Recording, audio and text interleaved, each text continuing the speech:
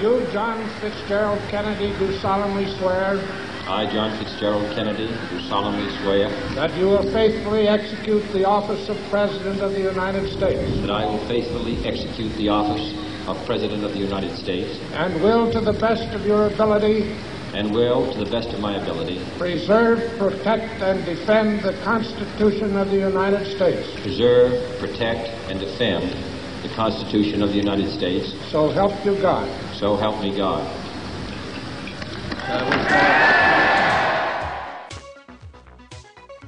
Welcome back to the Mick Show, everybody. Our phone lines are 941-745-1490, toll free 888-761-1490. And don't forget, we do broadcast live on Ustream.tv.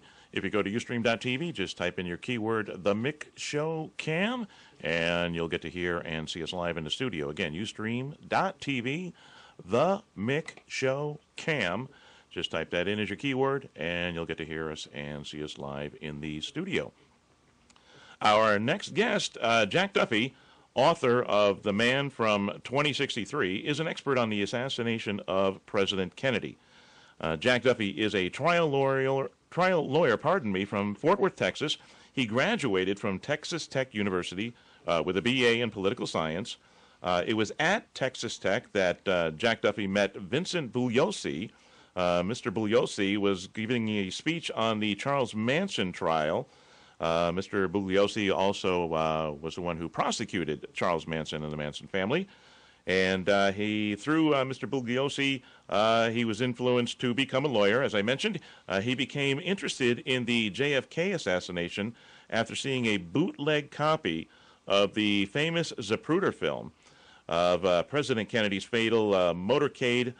He saw that film in 1972, and he has been researching the assassination ever since. He has been researching it for 40 years. He has interviewed many key witnesses and doctors who treated JFK. Mr. Duffy also claims to have one of the largest private book collections on the assassination, and his new book, The Man from 2063, is based on Jack's many years of research on the assassination. The Man from 2063 is his first book, and we do welcome him to the Mick Show. Jack, welcome to the Mick Show.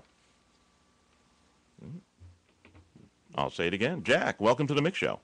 I'm here. It's great to be on your show. Good. Can you... I just want to make sure we get our levels set. Okay. Okay. So, all right. Let's start with the conspiracy theories, and before we get to the book, this is something that you have been following for 40 years. This is something that the nation has been following for the most part for, 40, now 50 years? Yes.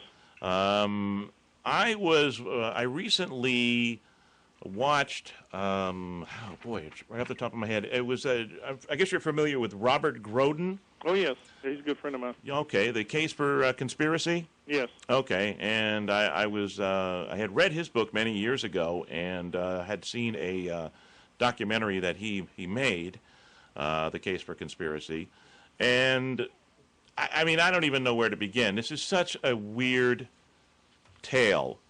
Where do you begin? I mean, who do you think killed JFK? Well, I can tell you who didn't kill JFK, in my opinion. That's Lee Harvey Oswald. Oswald simply wasn't that good of a shot, and I can quote some statistics to back that up. If he was a shooter at all, he wasn't the only shooter. The reason why he couldn't have killed Kennedy is because whoever killed Kennedy fired from the grassy knoll, not from the school book depository, because that's where the fatal shot came from. 22 doctors in Dallas, two of whom I know personally, that worked on President Kennedy, all agreed that the fatal shot was fired from somewhere to the right front of the car because of the head wound that they observed in the Parkland Hospital. Dr. Robert McClellan and Dr. Charles Crenshaw both told me that the back of the president's head was blown out completely by an entering bullet that had come in from the right front, and it passed right through his head, and that the shot had to have come from the grassy knoll area because that's where the trajectory came from. So if they're correct, and 20 other doctors backed them up on this, as well as autopsy pictures show the back of the president's head blown out, and they were shown to the doctors by Robert Groden, and every doctor agreed that that's how the president's head wound looks. So unless the pictures are fake and the doctors are just lying to make a conspiracy up, then you have a shooter from the front, which means a conspiracy, which means the person that killed the president fired from the front, not from the rear. Yeah, that fired the fatal bullet. Yes. Yeah, okay. And, I mean, even as a small kid, when I saw the Zapruder film, anybody who looks at it today can see that he's hit from the front and thrown backwards against, Jackie Kennedy, and you just see the portion of the skull, it's like a flap. It just flips up, exposing his head, exposing the brain matter. Right. And I had followed those doctors, and for years they've been saying over and over again that I think it was McClellan who said that while JFK was at Parkland, while he was on the when he was in the operating room, that his cerebellum was falling out from the back of his head because he had this massive cavity, this massive hole in the back of his head. Yes, that's correct. And again, with Grodin and everybody else showing them the other photos, everybody, I've heard the interns, I've heard the person who gave Kennedy a X-ray. Everybody said he had a massive hole in the back of his head from where the bullet exited. And then the Warren Commission comes up with these different X-rays saying, oh, no, there was no massive wound in the back of the head. He was hit from behind and it exited through the front. So, I mean, I can't wrap my head around why the people who were there, who handled him as he was dying, saw what they saw, but then the Warren Commission, these people who didn't see what they saw, came up with a completely different, theory. Well, that's correct, and I believe they did it on purpose because they couldn't tell the truth back in 1963 and 64 about what really happened. I'm accusing them of a cover-up, and that's nothing new. Many researchers have accused them of covering this thing up, and I guess they thought they were doing it for the good of the country. We don't know. I don't know what the motive was, but for whatever reason, they chose to ignore the hard evidence and just to blame it on Oswald. And that's the way the government's position has been for the last 50 years. That just one guy did it from the rear. Well, all right. What would be the reason for the United States government to cover this up? Well, there could have been several reasons.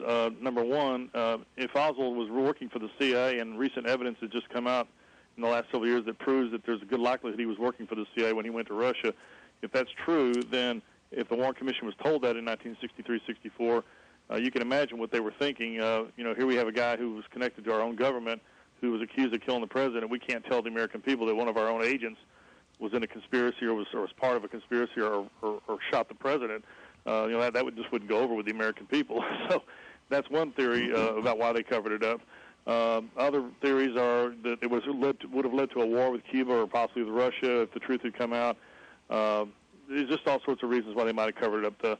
The Vietnam War was just starting back up with LBJ, and I believe they just did it for the good of the country because they had a dead guy, Oswald, a dead patsy, basically, and there's no reason to point the finger at anybody else. They could just close the book on Oswald and let it go, and that's what they did. Okay. Well, I mean, when it comes to Oswald becoming an expatriate, giving up his citizenship, U.S. citizenship, to go live in Russia, and to, again, leave Russia and come back to the United States was no easy task during the height of the Cold War. Correct. You're exactly right. People just could not pack up and say, I think I'm going to Russia to live. And, once you got there, the Russians certainly didn't make it easy for you to leave. But yet somehow he was able to go there and work for a few years and then come back. Yes, that's right, and came back very easily, which is hard to believe. He wasn't even debriefed by anybody when he arrived back in the United States. And to this day, we really don't know how he was able to get out of the Soviet Union so easily.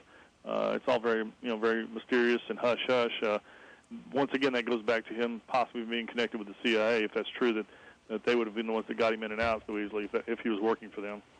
Well, what's he doing in, was it New Orleans, where he was standing on the street corner with the flyers, talking about pro-Castro? Yes. I don't understand what that was all about. He belonged to a pro-Castro organization? Well, nobody really knows for sure what that was about. There's different interpretations. some people believe that was a charade on Oswald's part, that he was carrying out some kind of covert mission by doing that, pretending to be a communist when he really wasn't a communist. That's what I tend to believe. I think it was all part of his sheep dipping, or the CIA, controlling him when he got back in the United States. I still think Oswald was being used by elements of the intelligence community when he was in the United States all the way up to the Kennedy death. That's what Marina Oswald told me, and Oliver Stone believes that also, and I tend to think that that's true also.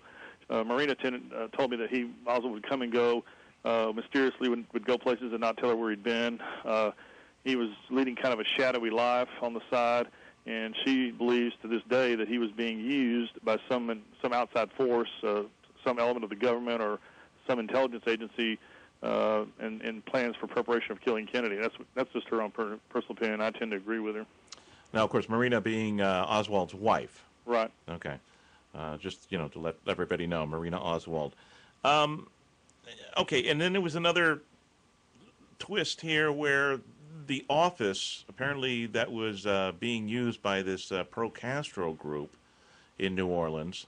There was a room, an office space that was being rented, was right next door, apparently, and you can correct me if I'm wrong, to an office space that was being rented by the mob, by the mafia. Yes. Guy Bannister, who was a private detective, was also in that building, and the address that Oswald had on the leaflets was Bannister's address, and Bannister was an ex-FBI guy who was connected to anti-Castro Cubans, all sorts of shady people in New Orleans during that time period, and he obviously was connected with Oswald to some degree. We don't know the whole story behind that because Bannister died before they could really get to the truth on him. But, yeah, there's a lot of weird stuff going on down in New Orleans during that time period. Well, yeah, that's just, that's putting it mildly. Okay, so he's... and then, of course, he was killed by Jack Ruby, who worked for the mob, ran a club for them. Well, he was connected to the mob. Yeah. Yes, Ruby definitely had underworld connections. There's no question about that. I mean, that's been proven over the years. Before the assassination, Ruby was receiving phone calls from high-level mobsters in the weeks leading up to Kennedy's death, and then right after Kennedy died and right after Oswald was killed by Ruby, mafia individuals were visiting with Ruby in the jail there. So there's obviously some reason why they were going to see Ruby after he killed Oswald, and I don't think they were there to discuss the weather, but there was some reason why they were wanting to talk to Ruby. Okay. I don't know. My mind is. I'm all over the place on this because I don't know. For 40 years you've heard every angle known to man regarding this. Pretty much. And so now we have Oswald he's in close vicinity to the mob.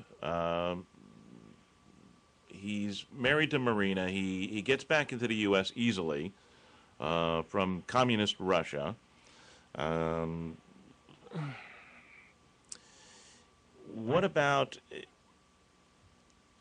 What's the whole deal with Clay Shaw and that whole episode there?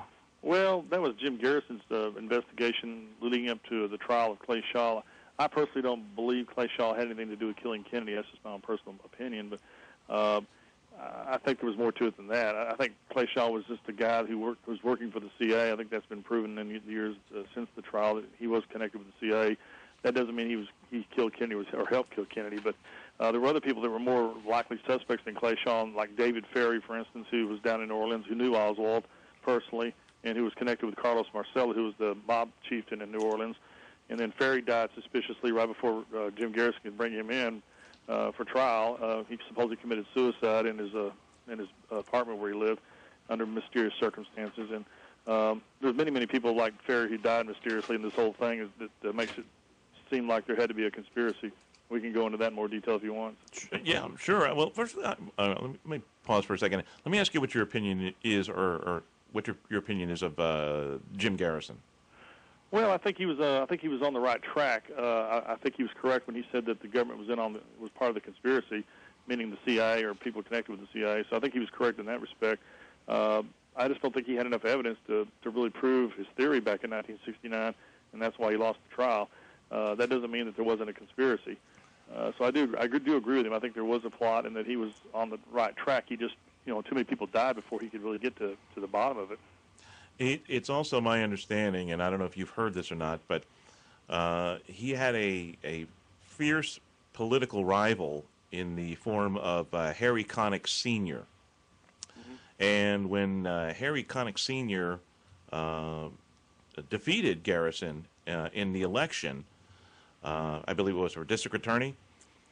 I believe that's right. Right. He went into Garrison's office, which was now technically his office, and took a lot of files and had them destroyed that belonged to Garrison regarding the Kennedy conspiracy, the investigation. So there's a lot of files that Garrison had, supposedly, that Harry Connick Sr., who despised Garrison on a personal and professional level, went in and destroyed a lot of files before they could be, taken out and stored somewhere. Right.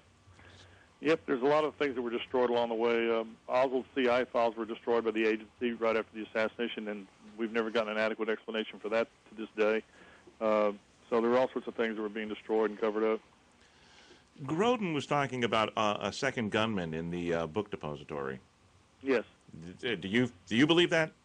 I think it's very, very possible. I mean, we just don't know. I mean, nobody really has all the answers on this thing. That's why it's still unsolved after 50 years. But I think he has some evidence to support that there might have been another shooter on the same floor with whoever was up there. I just don't believe Oswald was in the sixth floor window. I agree with a lot of people in that respect. I think Oswald was where he said he was in the lunchroom at the time of the shooting, because he was seen down there at 12:15 by a witness named Carolyn Arnold. And then at the same time, witnesses outside in the plaza were seeing a gunman in the sixth floor window with a rifle. At the same time, Oswald's being seen in the lunchroom. So obviously Oswald can't be in two places at once if the times are correct. So that's one reason why I don't believe he shot Kennedy. I think his rifle was used by whoever killed Kennedy to incriminate him and to frame him. That's what my own theory is. What you said you had some information on J.D. Tippit. We should inform people as to who J.D. Tippit was. Yeah, Officer Tippit was the police officer that was allegedly killed by Oswald around 1:15 that afternoon, and that led to Oswald being arrested in the Texas Theater. So Oswald wasn't arrested for killing Kennedy. He was arrested for killing Officer Tippit. And the people who believe that Oswald did all this by himself, that they like to point to the Tippit shooting as proof, that Oswald killed Kennedy. Well, that's, of course, assuming that he killed Tippit. There's a lot of evidence that's come out over the years that shed some doubt on whether or not he really killed Tippit. For one thing, they did a test where they had somebody walk at a fast trot from Oswald's rooming house to the location of the Tippit shooting, and the person that did the test he was about the same age and height as Oswald and weight. He couldn't get there in time on foot to even shoot Tippit. So a mysterious police car showed up in front of Oswald's rooming house and honked their horn twice, and it had the number 107 on the outside of the car. The only problem is that the squad car 107 had been put out of commission before the assassination, so that couldn't have been the real 107. That was a fake or a counterfeit police car. So all sorts of weird things were happening around the Tippit shooting. There are witnesses who say they claim that they saw Oswald kill Tippit. There's other witnesses who say it wasn't Oswald. Recently, a book came out where the author interviewed a guy in the Texas Theater who was a concession employee, and he told him that he gave Oswald popcorn at 1:15 in the theater, that Oswald was already in the theater at that time. So if that's true, then Oswald couldn't have killed Tippit. The bullets that hit Tippit have never been matched up to Oswald's pistol to this day. They found two different types of cartridges at the scene of the crime, two from an automatic and two from a pistol, and Oswald only had a revolver, not an automatic, so that's never been totally explained. So there's lots of things that cast some doubt about who really killed Tippit. Okay, well, that was my next question. Is when Oswald was arrested in the theater, he had a gun on him, a pistol? Yes, he did. And what type of gun was it again? I think it was a 38. 38? If I'm not mistaken, yeah. But that's not what killed Tippit. Well, they have shells from a revolver that they've never been able to possibly match up to Oswald's pistol. I mean, the bullet fragments that went into Tippit have never been matched up to Oswald's pistol, so we don't have a chain of, any proof that those bullets actually killed Tippit came from Oswald's gun. That's my point. I mean, I'm not saying that he did or didn't do it. I don't know. But it's certainly not conclusive like people want you to think it is, the ones that believe that there was just one person that killed Kennedy. And who witnessed this police car, this decommissioned police car 107 honking at that was his landlady that witnessed it. She saw the car outside, and it honked its horn like it was waiting for Oswald, and then it drove off. So that's her testimony. So she's the one that claims that she saw the car outside. Twists and turns. I mean, this is, it never ends. You know what I'm saying? Right. It just goes on and on and on, and we just, I don't know. Are we able to obtain anything from the Freedom of Information Act? Well, that's what they're trying to do right now. A lot of information has been released over the years since Oliver Stone made his movie, but there's still a lot of stuff that hasn't been released, and people are still in the process of trying to force that stuff out. LBJ signed an order sealing up a lot of information from the Warren Commission until the year 2039 for national security reasons. And that's been a big question mark for me, is that if it was just one person that killed the president, why do they have to lock things up for 75 years? Right. It doesn't make any sense unless they're hiding something. So I don't know what's going to come out in that information in 2039, if there's anything that's going to prove anything one way or the other. I tend to think that there's not going to be any smoking gun there, because I believe whoever did this or whoever killed the president is smart enough to destroy any evidence that's going to lead back to them. I mean, at this late date, I just have some doubts about whether or not we're ever going to know the whole story on this. All right, but if it was a government conspiracy, whoever pulled the trigger had to take orders from somebody else. Yes. So there's a chain of command. Right. So if you're the lowest rung on the ladder, if you're the trigger man, maybe that person doesn't exist. Maybe that person was taken out. I mean, why would you want somebody to commit this historic act and this crime, and then maybe 20, 30 years have a sense of remorse and confess? Well, you're right. I mean, first of all, I don't think this was a huge conspiracy that did this. My personal opinion is I think it was maybe 4, 5, 6 people at the most that were involved in planning the whole thing. The more people you bring into a plot, the more likely somebody's going to talk about it. So just out of logistics, you would not want to bring tons of people into a conspiracy. So I don't think it was a big, huge conspiracy involving a lot of people. I think it was planned by 1 or 2 people. There were the central planners or central masterminds, and maybe had other associates come in and help them with it. And then those people died or were killed to keep it quiet. The gunmen probably were killed, in my opinion. I can't prove that, but I have a feeling that whoever killed the president probably didn't live very long after that, because they wouldn't need him anymore, and those guys could start talking, and so it would just make sense. In my book, I portray it that way. I can't prove it that it really happened that way, but I would suspect that the shooters were eliminated themselves. Right. Yeah. I mean, it would make sense because, like I said, right. As time goes on, maybe they have a change of heart and they can step forward and say, "Yeah, I was the guy, and this is why I did it, and I took orders from so and so." Right. All right. Recently, some guy wrote a book under an anonymous name, claiming to have been the grassy knoll gunman. And of course, I think it's all a bunch of baloney. I don't think the killer who pulled the trigger from the nose is alive today to write a book about it. So. No, of course, it doesn't make any sense. And so instead of a government or department, you're saying it's 4 or 5 people. Well, that's just my theory. I mean, I think it was a small knit conspiracy. Just from a common sense standpoint, if being a lawyer, if you're going to pull off one of the biggest murders in the history of the United States and try to get away with it, you're not going to have 20, 30, 40 people in on the planning of the thing, because somebody's going to talk about it or leak right. it. I mean, and all it takes is 2 or 3 really hardcore people who hate Kennedy, who have the power to put it together, like what I portray in my book. A rogue CIA person, for instance, who hates Kennedy, who's done assassinations for the CIA, and somebody like that gets in connection with some mafia people who he's done work with in the past, which was actually being done back in those days. They get together and say, "Hey, we have a common enemy here. Let's get rid of Kennedy." And the CIA guy knows all about Oswald because he's mixed up with the CIA, and they know Oswald. And I'm just speculating about how this could have been done. Cubans, of course, I think were involved in it. I'll give you evidence to back that up. So the conspiracy involved elements of 3 groups, in my opinion: rogue CIA or CIA people, mafia people, and anti-Castro Cubans all working together. And there's hard evidence to support all 3 of those groups being involved. Okay, but back to the theory of having 3, 4, or 5 people involved. Is it one person from each group? I mean, it's... Well, nobody knows for sure. I mean, I don't know. It could have been one rogue CIA guy who's friends with a couple of mafia people like Sam Giancana or Carlos Marcello. Let's go with the theory of a rogue CIA agent. Okay. Okay. All right. If that's the case, if that's the theory, then why wouldn't somebody in the CIA, higher ups, try to rectify the situation, try to find out who within their ranks would have done something like this and take action? Well, that's assuming they even knew who to suspect in the first place. If the guy's a complete rogue lone wolf who's operating outside the CIA's knowledge or control, they're not going to know who it is to begin with. So that's my theory, that whoever did this did it outside the autonomy of the CIA, and the CIA had no knowledge of it, didn't know anything about it, and therefore didn't know it was one of their own people that did it. I can't prove that, but that's just my own personal opinion.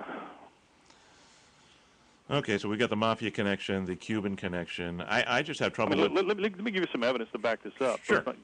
There was a guy named David Phillips, for instance, who could have been the rogue guy I'm talking about. He was the head of the CIA's assassination program in the early 60s for the Western Hemisphere, and he was seen with Oswald in Dallas weeks before Kennedy was killed by an anti-task force Cuban who was working with Phillips. This guy walked up and saw Oswald and Phillips talking together in the lobby of this hotel, and he remembered Oswald's face and saw Oswald on TV after the assassination, and that's how he remembered who Oswald was. And unless he's lying or making this up, which nobody's been able to impeach his credibility, then there's a direct correlation there where Oswald's talking to a guy who's a possible rogue individual who hated Kennedy about who knows what. So there is a link there. We don't know what they were talking about or what the meeting was about, but the fact that a guy like Phillips, who's high up in the government, what's he doing talking to somebody like Lee Harvey Oswald, of all people on the planet? That doesn't make any sense. So why Oswald, of all people? So there's some connection there. There were anti-Castro Cubans who were associated with Oswald because we know that because in late September of '63, a woman named Sylvia Odio, who I believe is still alive and lives in Dallas today, testified before the Warren Commission that 3 men showed up at her apartment one night. 2 of them were Cubans and one was an American. The American was introduced as Leon Oswald by the 2 Cubans, and the leader of the Cubans called her the next night and asked her about Oswald, and she didn't say anything, and then he started going off and saying that Oswald was an ex-Marine, a friend of theirs. Oswald was supposedly a loco or crazy person who was a sharpshooter in the Marines, and this guy, the Cuban, said that Oswald told us that we Cubans didn't have any guts. We should have killed Kennedy after the Bay of Pigs, and he hung up the phone. And she didn't think anything about it until after Kennedy was killed, and then she saw Oswald on television, and she remembered Oswald as being the American that was with those 2 Cubans at her doorstep, and her testimony is probably the most powerful evidence to this day. Even the anti-conspiracy people have a hard time explaining her. They can't discredit her. She's never been discredited over 50 years. Her story has stood the test of time, and if she's correct, and there's no reason for her to be lying about this, then there's a link between 2 militant anti-Castro Cubans and Lee Harvey Oswald in the weeks before the assassination. You just can't ignore that. Okay, and whatever happened to this Phillips individual? Well, he died. He also testified before the House committee, and he was being grilled by one of the prosecutors there, and he was being pinned down about his knowledge of Oswald, and he kept denying that he'd ever met Oswald, even when they showed him proof to the contrary. And Phillips got very upset and left the room without permission. He refused to answer questions. He was being very uncooperative. So he was obviously hiding something. And then before he died, according to one of the books that came out recently, he told his brother that he had been in Dallas on the day of the assassination. So, he admitted that supposedly on his deathbed. So to this day, we just don't know what his involvement was or what level it was, or we just don't have all the answers, unfortunately. And the agency isn't going to let us look at his file, to see who he, Right.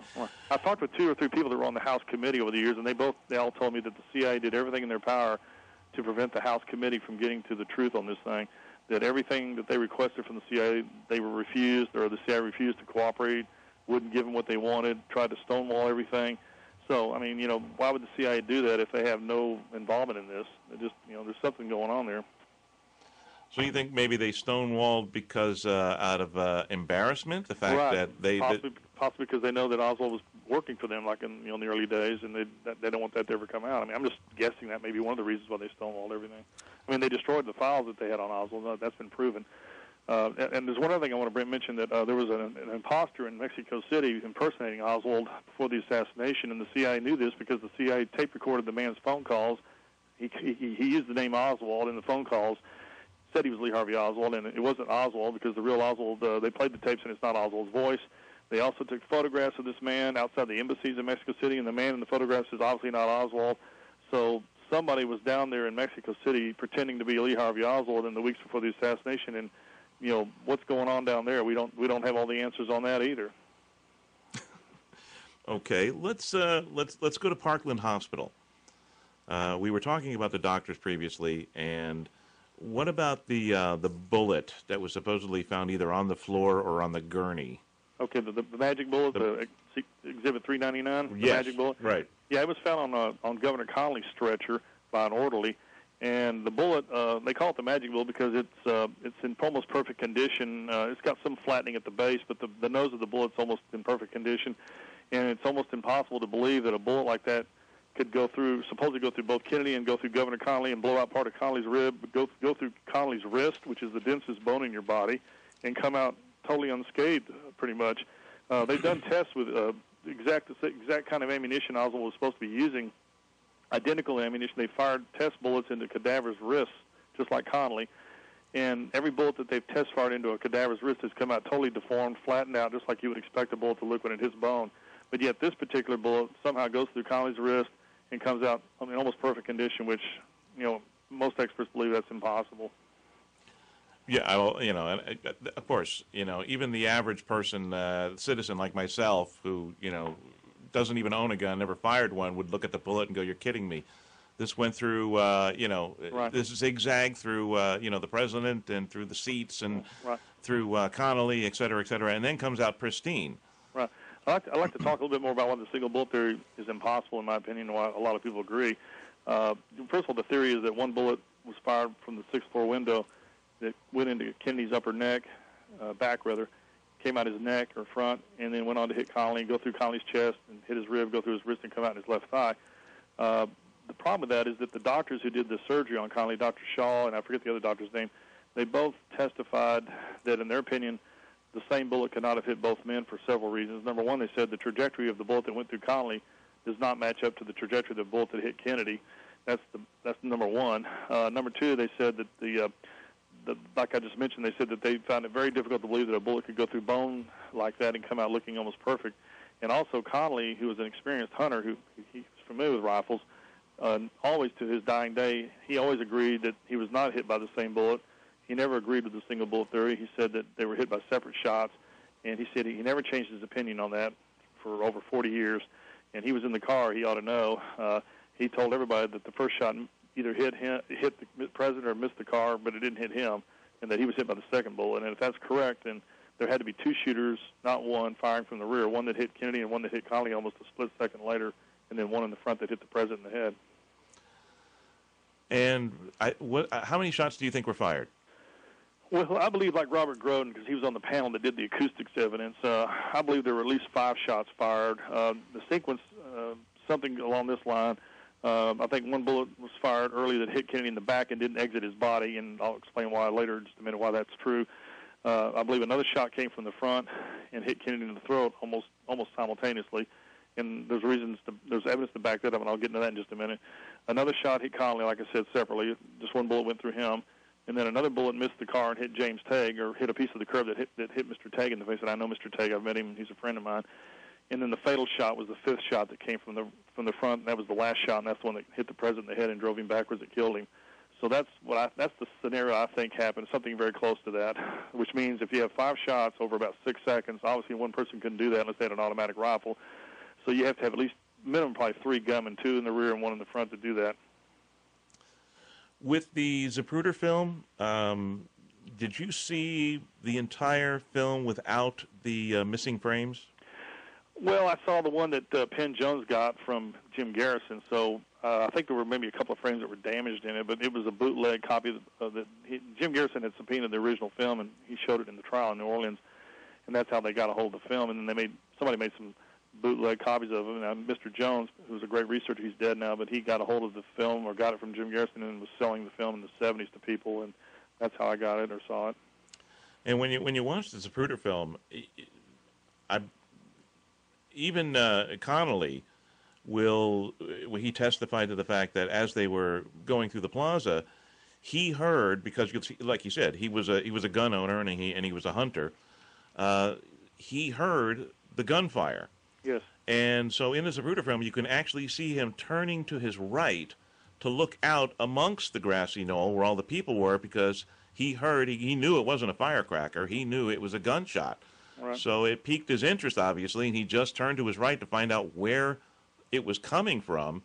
And that's when, he was, Kennedy was struck, and then he was struck again, and fell back into his wife. So I believe if the first shot never hit him, it didn't make any contact with anybody. Well, we don't know for sure which shot missed the car, but I don't think it was the first shot, because Mr. Tague doesn't think it was the first shot. He thinks it was the third or fourth one that missed the car that caused his injury. I think the first shot probably was the one that hit Kennedy in the back, because Kennedy made the remark, "My God, I'm hit," so he couldn't have been hit in the throat and say that. So I feel like he was hit in the back first, and then a split second later got hit in the throat, and then Connolly got hit, and then the shot that missed the car was fired, and then Kennedy was hit in the head. And that to me is the sequence I believe is the way it happened, but it could be a little bit different than that, but that's the most logical and based on the evidence. The reason why I believe the bullet came in from the front that hit the president in the throat is because Malcolm Perry, who was a doctor, a surgeon, unfortunately I never got to talk with him, but he, the day of the assassination, he did the tracheotomy on President Kennedy at Parkland Hospital, and he testified before the media that day that the bullet, in his opinion, was an entrance wound that came into the throat from the front. And then all of a sudden he was being criticized heavily that afternoon and that evening and the next day when they said no, it was from the rear because Oswald was the one that did it and he was from the rear. And Perry kept saying, "Well, I don't care what you're telling me. I just know what I saw." And other doctors who saw that wound also agreed that it was an entrance wound because it was too small to be an exit wound. And over the years, Dr. Perry was threatened and coerced into changing his testimony to back the Warren Commission. And a lot of these doctors were intimidated and threatened that their careers would be ruined if they didn't, change their version of what they saw. That's what Dr. Crenshaw told me, and Dr. McClellan said the same thing, that they were all basically threatened with their career if they didn't go along with the government. So, what does that tell you? Yeah, and of course there are 2 or 3 photos of Kennedy's throat. You can see the first photo, which I think had been suppressed for a while, showing the bullet hole. And then they said that at Parkland they wanted to perform a tracheotomy on him. And thus, in the second photo, you see a much, much larger hole in his throat where he had been cut to perform the tracheotomy. Right. Another reason why I don't think the single bullet is possible is because Kennedy's own clothing proves where the bullet hit him. They have the jacket and the shirt he was wearing at the time he was shot, and it's in the National Archives, and you can clearly see where the bullet hole is in the rear of the jacket, and it's not up in the neck area. It's about 4, 5, 6 inches below his neckline. It's in his back. So the bullet didn't hit him in the neck, it hit him in the back. And there's no way a bullet coming from a downward trajectory going into your lower back, or upper back, I should say, could possibly come out through your throat. I mean, unless it hit something and deflected up. But it just, the trajectory just is impossible. I mean, there's just no way. And all of that was documented by the doctors at Parkland. And, of course, when the Warren Commission came out with its findings, they actually raised the bullet hole from the back. Right. And they said, "Oh, no, it wasn't in the lower back. It wasn't. It was right up by the neck, and this is how it came through. And he was shot from behind." Mm-hmm. They were trying to basically move the bullet hole, so it would help them explain how it came out through his throat instead of in. Right. Supposedly, Gerald Ford got caught doing that, and he had to confess that he did it before he died, where he made an alteration where moving the wound up higher than it actually was into the neck area to make it plausible for the single bullet theory to work. So it just it just is impossible for it to happen the way they said it, in my opinion, and a lot of other people agree with me. So. Well, then it takes me back to my original question of, I mean, you look at somebody like Gerald Ford, who I don't believe was a crooked politician for the most part. I don't, I believe he was a man of morals. I don't know why would he do this? Why would he go back and and alter this information? Well, only he knows that. I mean, I don't want to accuse him of anything that I can't document or prove, but I'm sure he was a decent individual, and a decent human being, and a morally good man. But that doesn't mean that they didn't make mistakes, either accidentally or on purpose. 2 of the Warren Commission members didn't want to sign the Warren report because they didn't agree with it, but they did it because they were pretty much pressured into doing it. Hale Boggs was one that didn't want to sign it, and Richard Russell didn't agree with the single bullet theory, and he really didn't want to sign it either. But Earl Warren wanted a unanimous report, so they ended up signing it, even though they didn't totally agree with the conclusions. Oh, and I believe Arlen Specter also. Right, he's the one that came up with the single bullet theory. Yeah, that was his idea. That was his theory, so to speak, and. The only theory that I could come up with is the fact that we were already sending troops to Vietnam. We had avoided the we had the Cuban Missile Crisis, and we avoided basically launching missiles against Russia and vice versa. And I wonder that if it had come out, if the truth had come out, that it was, a Russian or a Cuban or this or that, that it would basically be a call to war.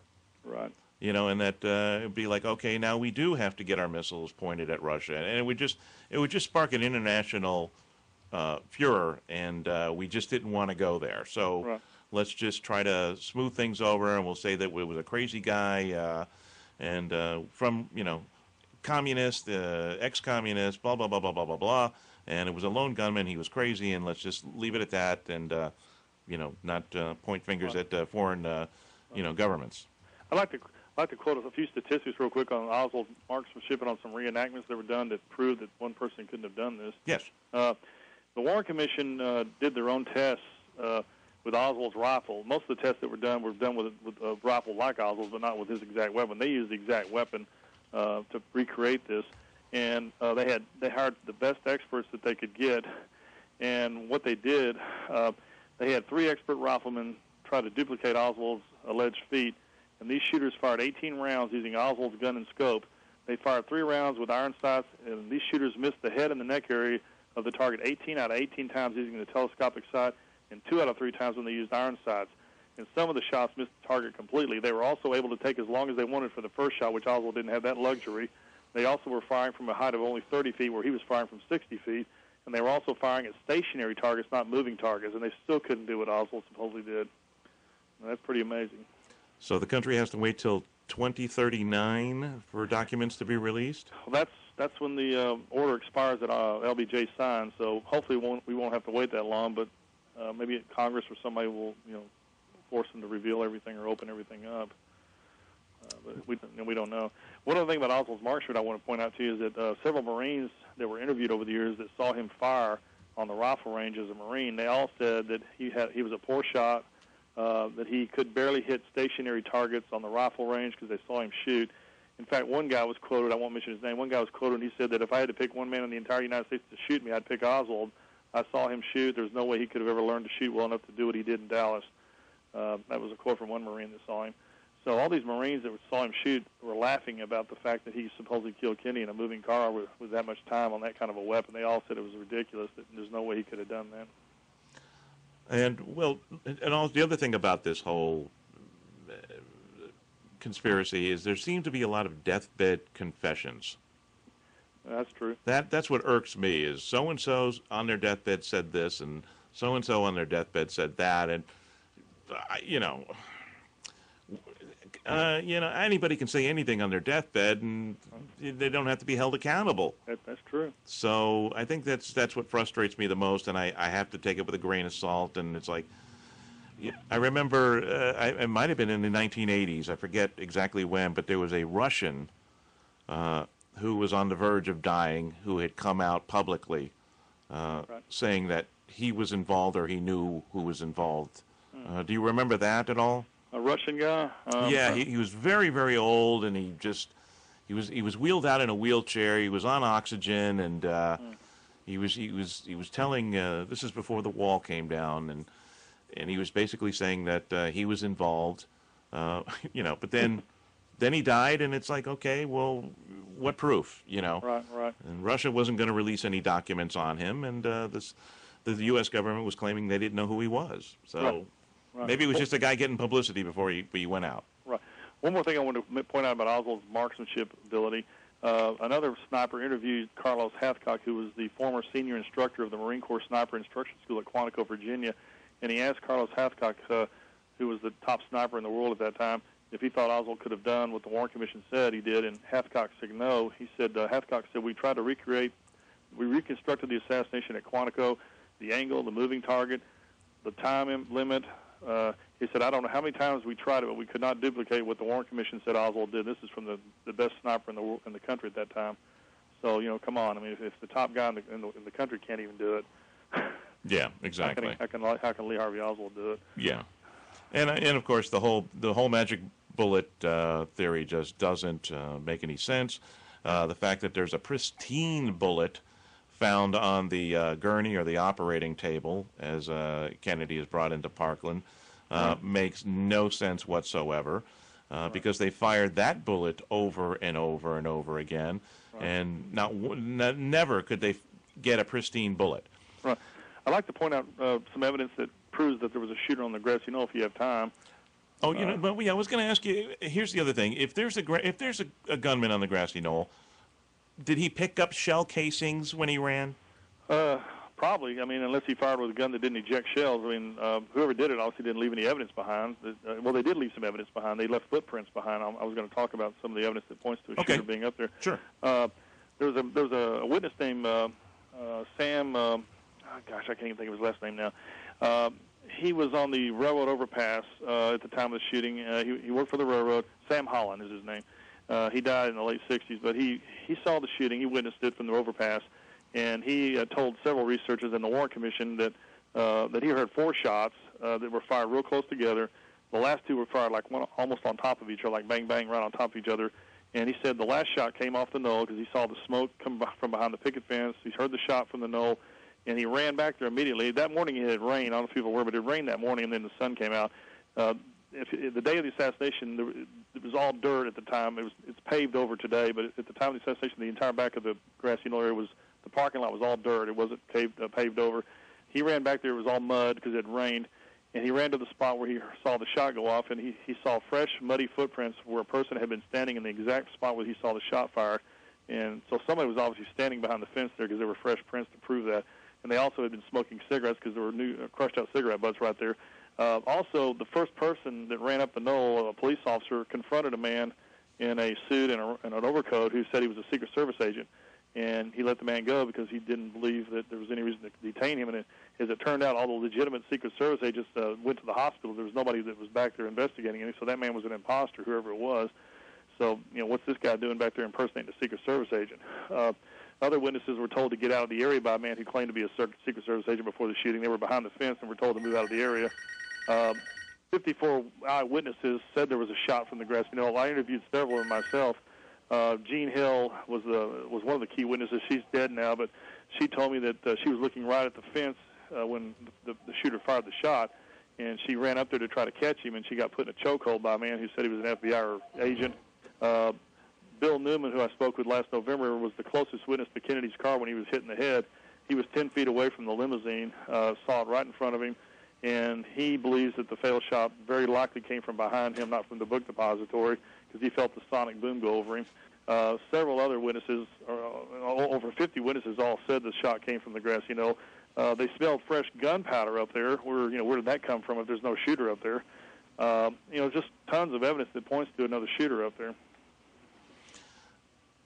Okay, but no shell casings. Yeah, I heard. Well, a professional's not going to leave an empty shell casing laying around. I mean, if they're any good, I mean, that's just that's common sense. I mean, they're going to fire one shot. They're going to make sure the round's not going to be left. They're not going to leave any evidence lying around. It's going to connect it back to them. I mean, the only shell casings that were found was Oswald. Hi there. It's Sic Mic. Hello. Hi, this is Silky. Oh, Silky, hold on. We're going to have to call you back. We're right in the middle of an interview. I'll call you right back. Okay. Great. Okay. Okay, sure. Okay. Do you need to go? No, not at all. I did. Okay.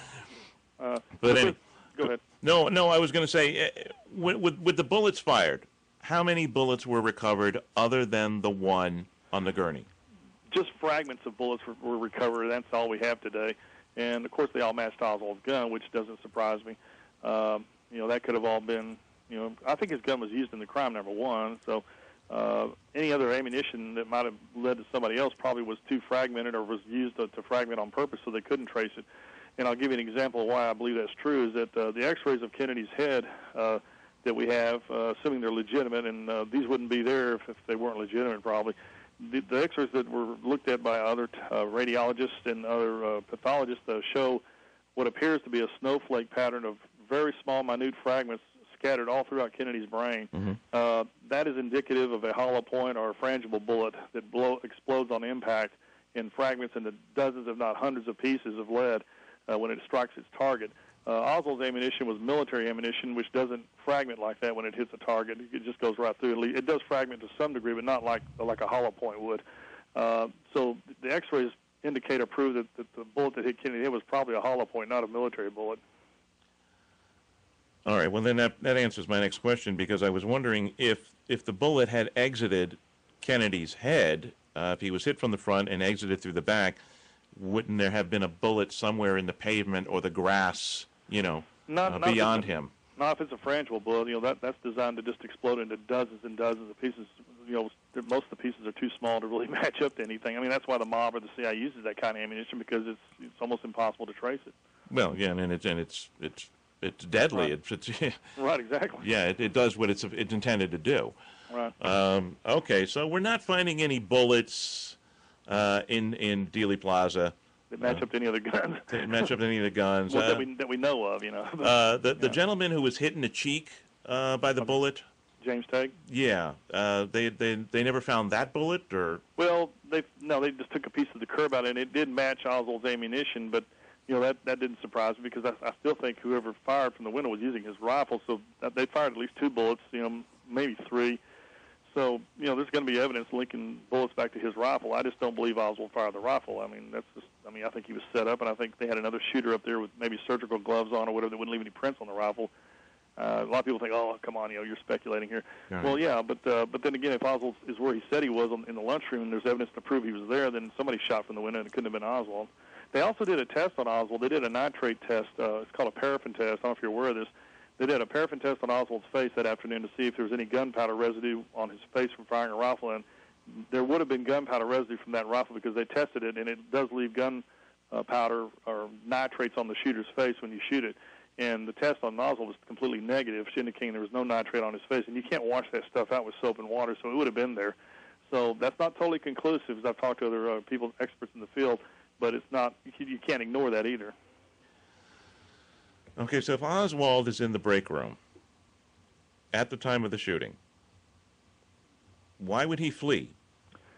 Well, that's a good question. I'm not trying to excuse him for doing that. I don't know why he left the building. There could have been several explanations other than him being guilty.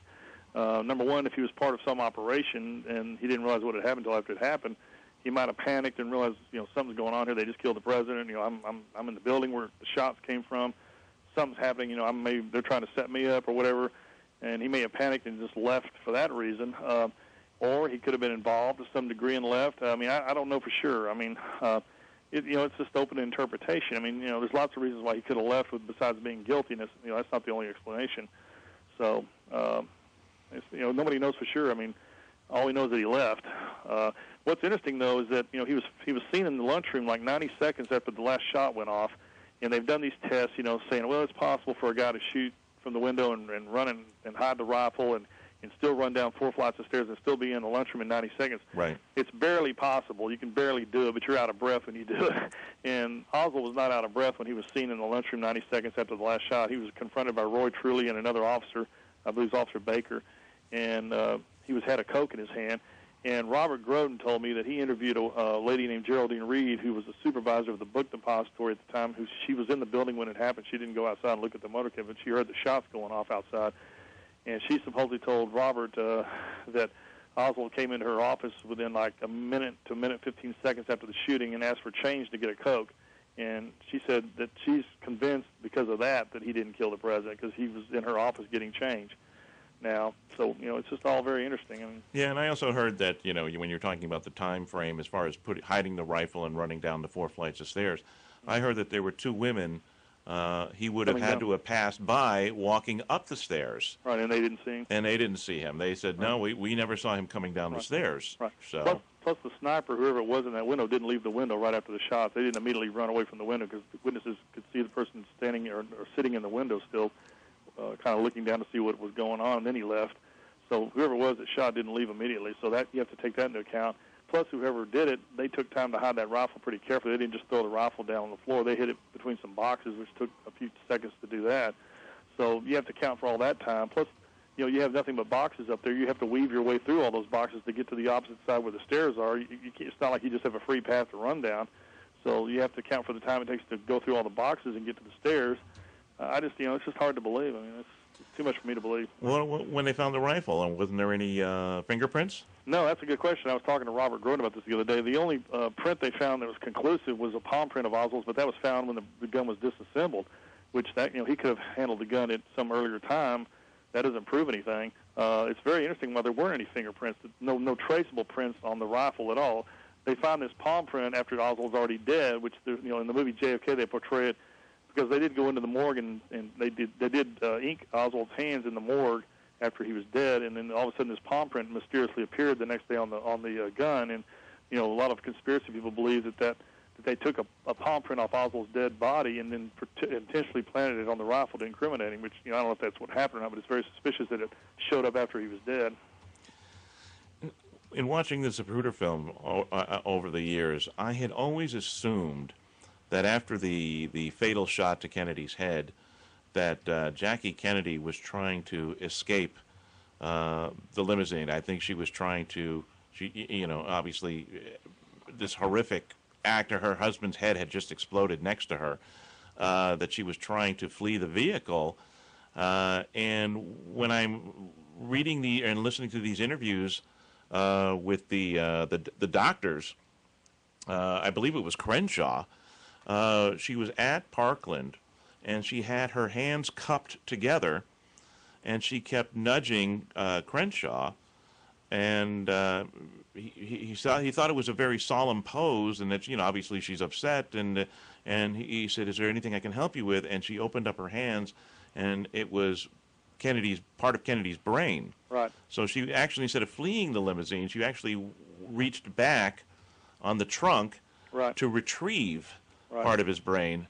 And to give it to the doctors. So, when I go back and look at the film again, I'm thinking, okay, she's not trying to flee. She's actually trying to piece her husband together, Well, another piece of evidence that proves the shot had to have come from the front is the Harper fragment. I don't know if you're familiar, but there was a TCU student named Harper who was walking through Dealey Plaza the day after the assassination, and he found a piece of skull bone lying in the grass. He found it 30 feet to the left and rear of where Kennedy was hit in the head the day before. And he took it to his father, who was a doctor, and then his father turned it over to a pathologist in Dallas at one of the hospitals, and they identified it as occipital bone, which is the back of your head, the back of your skull, a piece of Kennedy's occipital bone that was lying in the grass there. So there you have a piece of Kennedy's skull blown 30 feet, which is a long distance from the impact of the shot. Yeah. There's no way a bullet fired from the rear would have done that. It would have blown the bullet or blown the skull forward or into the towards the front of the car. No way could have done 30 feet to the rear unless it came from the grassy knoll. Abraham Zapruder was to the right of the vehicle, up on the grassy knoll, correct? Yes, he was on a pedestal, a concrete pedestal. Concrete pedestal. Who was the gentleman across the street that had filmed that as it was going by? Orville Nix. Yes. Okay. Yeah. He took the second most important film that we know about. It showed the grassy knoll at the time of the shooting. And what's interesting about that film is I was talking to Robert Groden, who's the photo expert on this thing. Nix used the wrong lens, unfortunately, to flush out the background on the knoll. He used a different type of lens. He had the wrong lens on his camera for backgrounds, and so we really can't see for sure if there was somebody back there shooting or not. And what's interesting about the Nix film is that the original film has disappeared, apparently, from what I was told by Robert. It was turned over to, I think, some organization in New York. I think it was one of the magazines or newspapers that bought the rights to the original Nix film, and for some reason the original has been lost or they can't find it now, and so all we have are first generation copies. And Robert was telling me, he's a photo man, he says we really need the original film with our technology today to try to flush out anything back there to see if there was a shooter. So it's kind of funny how the original all of a sudden has disappeared now. That was. It was an interesting piece of footage. Obviously, not as prevalent, I think, as the Zapruder film. But it's really the first time I had seen it when I had watched the documentary with Groden. Groden's documentary. I want to mention one of the most important strange deaths on this whole thing that proves a conspiracy. There was a man named William Pitzer who was the naval commander at Bethesda Hospital. He's the one that took the photos, X-rays, and he took a 60-millimeter film of the autopsy of President Kennedy. And before he died, he had told his family, according to this author who interviewed him in the book, or interviewed his family, that he was going to, go public with what he found out at the autopsy about the assassination. That he was going to prove it was a conspiracy because he'd seen the wounds on Kennedy, and he knew good and well that there was more than one shooter involved. He was threatened with court-martial if he talked about it. He was threatened by the CIA not to talk about it. And then in a book that came out recently called JFK and the Unspeakable, a Green Beret came forward and told the author that he was given a contract by the CIA to kill Pitzer, and he didn't know who Pitzer was or what the significance of him being killed was at the time until years later when he connected it with Kennedy.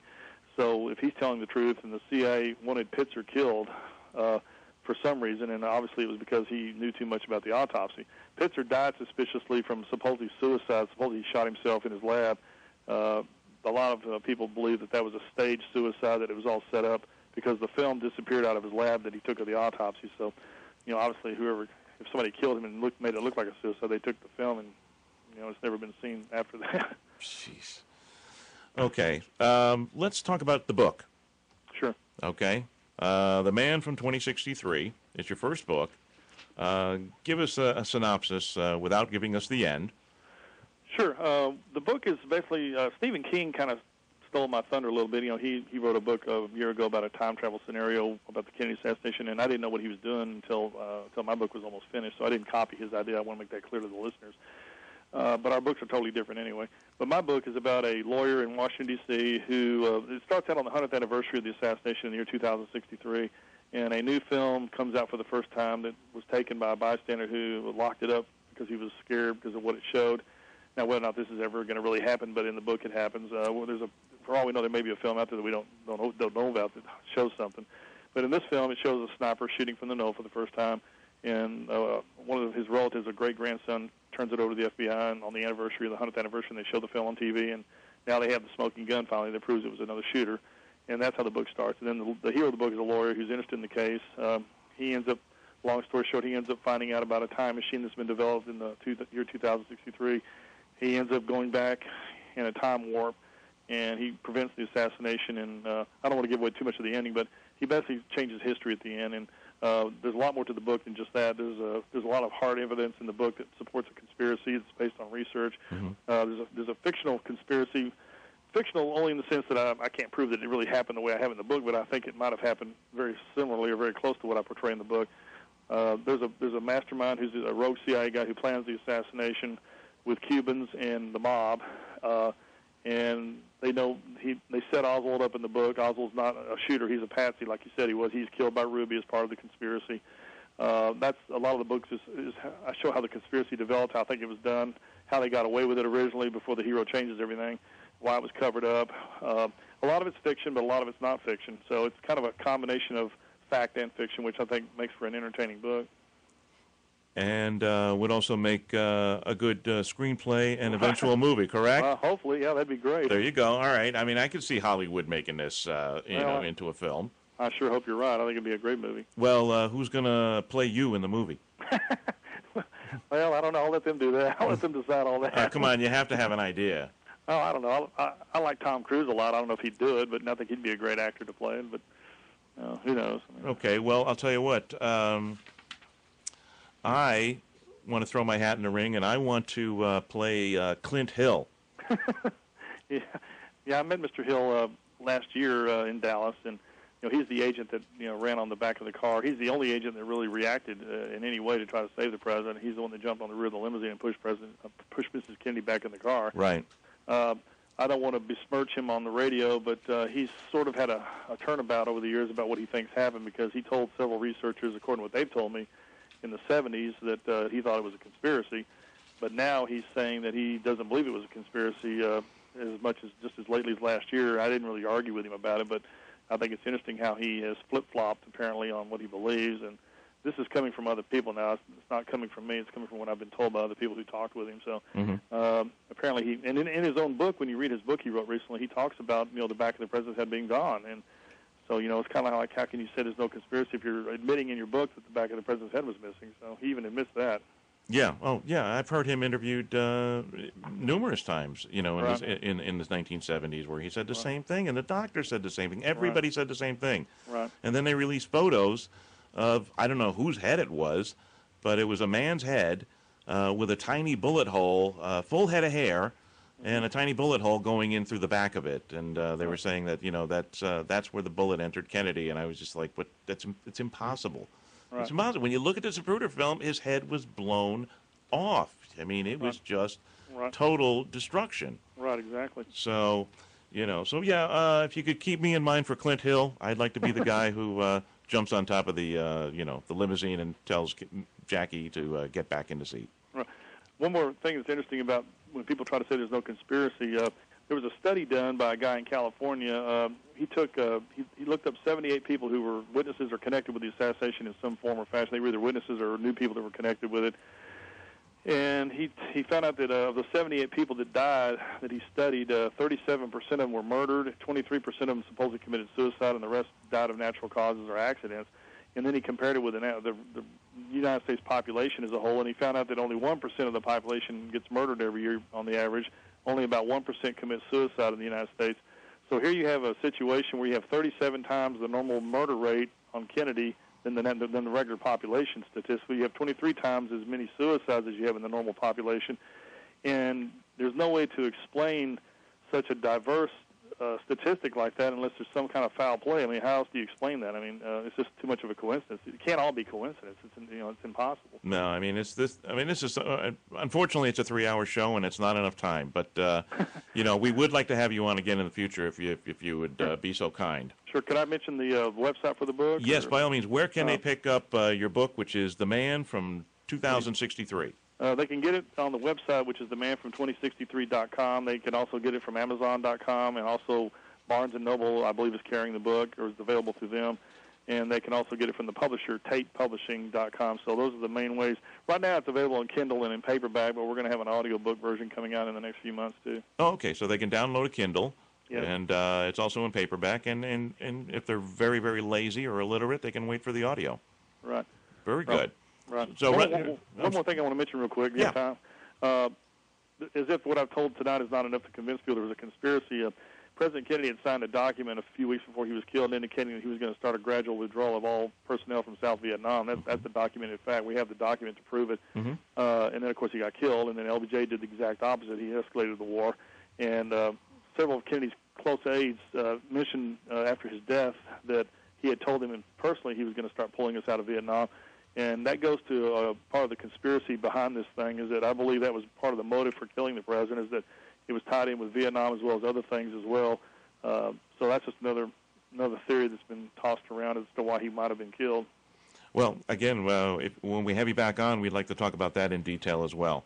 Sure. So, by all means, Jack Duffy, the name of the book is The Man from 2063. You can go to themanfrom2063.com. It's also downloadable in Kindle form. Amazon, Barnes & Noble, it's in paperback, and soon to be book on tape. Yes. Well, I've enjoyed talking with you tonight. It's fantastic. We loved having you on, and again, there's just much, much, much more that I would like to discuss, but we don't have enough time, so I would love to have you on again in the future. Sure. Anytime. I'm glad to do it. Jack Duffy, thank you for coming on The Mix Show. Thank you. Bye-bye. Thank you.